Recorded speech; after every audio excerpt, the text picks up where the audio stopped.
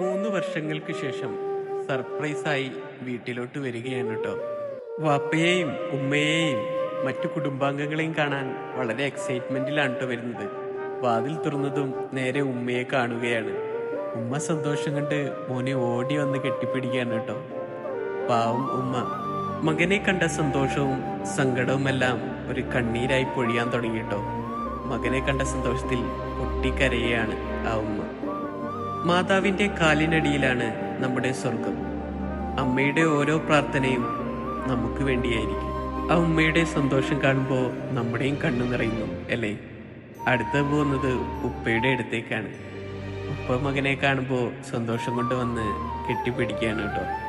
പിതാവെന്ന് പറയുന്നത് നിത്യമായ പിന്തുണയുടെയും ശക്തിയുടെയും തുണയാണ്. അടുത്തത് സർപ്രൈസ് ആക്കാൻ ഓരോ കുടുംബാംഗങ്ങളുടെയും അടുത്തേക്ക് പോവുകയാണ് കേട്ടോ. ഈ ഒരു സഹോദരൻ ഭാഗ്യവാനാണ് കേട്ടോ. എത്ര പേരാണ് ഈ സഹോദരനെ ചേർത്ത് പിടിക്കാൻ. മനോഹരമായ കുടുംബം. ഈ കുടുംബത്തിന്റെ സ്നേഹവും ഐക്യവും എന്നും ഇതേപോലെ തന്നെ നിലനിൽക്കട്ടെ. കുട്ടികളുടെ നാൾ വഴി രൂപപ്പെടുന്നത് മാതാപിതാക്കളായാണ്.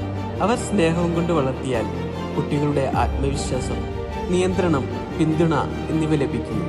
വളരെയേറുന്ന വ്യക്തിക്ക് കുടുംബമാണ് അവരുടെ മൂല്യങ്ങളുടെ ഉറവിടവും അടിസ്ഥാന ശക്തിയും. കുടുംബമാണ് നമ്മുടെ സ്വർഗരാജ്യം. നമ്മുടെ എല്ലാ മാതാപിതാക്കളെയും സർവേശ്വരൻ കാത്തുരക്ഷിക്കട്ടെ, ദീർഘായുസ്സ് നൽകട്ടെ.